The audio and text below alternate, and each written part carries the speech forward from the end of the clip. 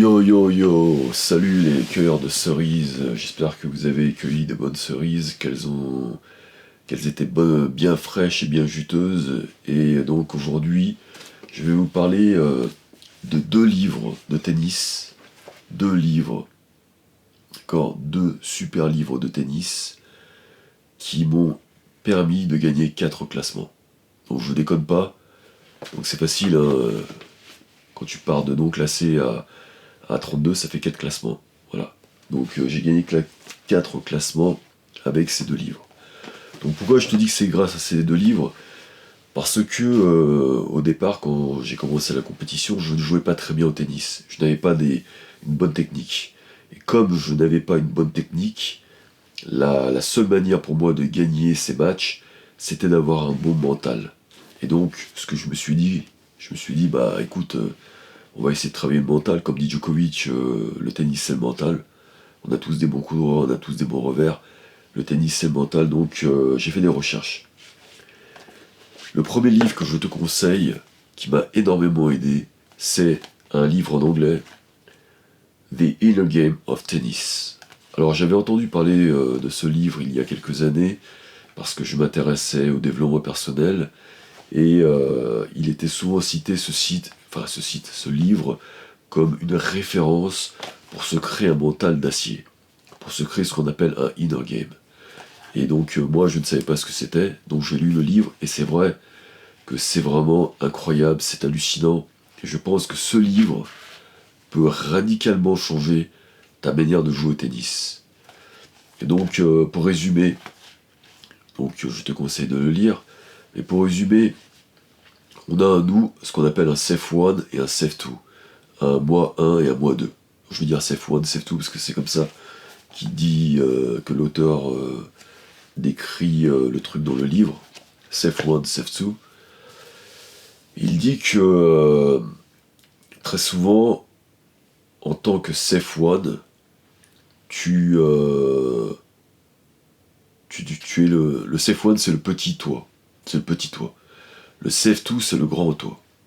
Et en fait, au tennis, il faut établir un dialogue intérieur, donc inner game, entre le safe one et le safe two. Le safe one donne des instructions, et le safe two exécute les instructions. Donc par exemple, le safe one apprend à faire un coup droit, le safe two exécute le coup droit. Et donc lui, ce qu'il t'apprend dans ce livre, c'est, je dirais, avoir l'attitude, l'état d'esprit, le lâcher-prise pour que le safe one se taise, pour que le safe two puisse agir. Et bon, est-ce que tu as compris, est-ce que c'est pas trop compliqué pour toi? Je ne sais pas. Et pour moi, c'est très clair. Et en fait, si tu veux, c'est très clair parce que je l'ai vécu. C'est-à-dire que en match, par exemple, moi je suis quelqu'un justement plutôt émotionnel, nerveux, colérique, caractériel, etc.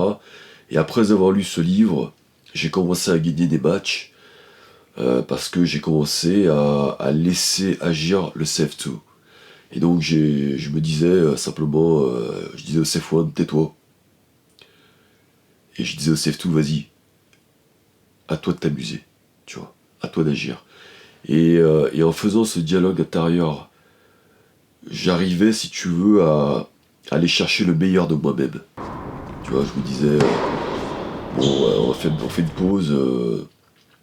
Une fois, par exemple, je perdais le premier set 6-2. Donc j'ai fait comme Djokovic, tu vois, donc je me suis inspiré de Djokovic, je suis allé aux toilettes, tu sais, j'ai fait un break. Dans les toilettes, je me donnais des claques et je disais, tu peux pas gagner, tu peux pas perdre ce match. Et je disais, bon, maintenant, safe one, tu restes ici, tu vas laisser la place à safe two. Et quand je suis passé en mode safe two, j'ai gagné le match. J'ai gagné le match parce que je frappais beaucoup plus fort, je jouais beaucoup mieux, mes services rentraient, tout ça. C'est là que j'ai compris vraiment l'importance de inner game. Donc c'est un peu plus complexe, mais je t'ai donné un aperçu de ce que tu pourrais avoir comme connaissance si tu lisais ce livre, qui est vraiment incroyable. Ensuite, le deuxième livre qui m'a énormément fait progresser, donc ça c'est au départ, Et ensuite, quand je voulais gagner justement des gens plus forts que moi, qui avaient une meilleure technique, plus d'expérience, etc. Moi j'ai très peu d'expérience dans les tournois, tu vois, j'avais un mois. Je me suis dit, il faut que je travaille davantage le game, tu vois, le game. Et donc, c'était l'année dernière à l'US Open. Et là, je tombe sur la finale de l'US Open entre Coco Gauff et Sabalenka, tu vois. Et tu vois, là, je vois que Coco Gauff, qui pourtant est moins forte techniquement que Sabalenka, elle gagne le match. Elle gagne l'US Open. Et là, tu vois, je fais des recherches, je dis, attends, mais elle a changé un truc, là. Tu vois, il y a un truc qui a changé. Je voyais dans sa manière d'être quelque chose qui avait changé. Dans ses yeux, dans son attitude. Et en faisant les recherches, et en étant, je dirais, assez curieux, j'apprends que son coach est en fait Brad Gilbert. Donc tu vas comprendre ce livre qui a été écrit par Brad Gilbert. Et là, tu vois, je me dis, ah, mais c'est sûr. Ça, c'est grâce à Brad Gilbert. Brad Gilbert, tu vois. Parce que je connaissais un peu ce coach de nom, parce qu'il avait, dans le passé, coaché des grands joueurs. Notamment, je crois, Andy Murray, André Agassi. Et donc, je fais des recherches sur Brad Gilbert, et j'apprends qu'il a écrit un livre, tu vois, Winning Ugly. Je me dis, il faut absolument que je lise ce livre, parce que je pense que c'est ce qu'il a enseigné à Coco Gauff. Et donc je lis ce livre, et là je comprends pourquoi Coco Gauff a gagné à l'US Open, parce qu'il explique justement ce que c'est winning ugly. Et donc Coco Gauff, en fait, elle a fait ce qu'on appelle un winning ugly, c'est-à-dire qu'elle n'a pas cherché à jouer un tennis magnifique, tu vois, mais elle a simplement cherché à gagner. Et lui, ce qu'il dit dans ce livre, et c'est sa philosophie, c'est qu'il dit, en gros, ça sert à rien que tu joues mieux que ton adversaire.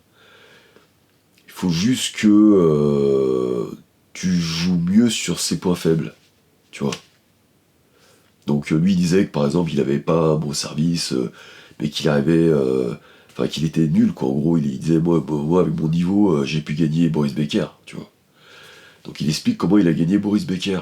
Et en fait, il l'a gagné d'un point de vue tactique, tu vois.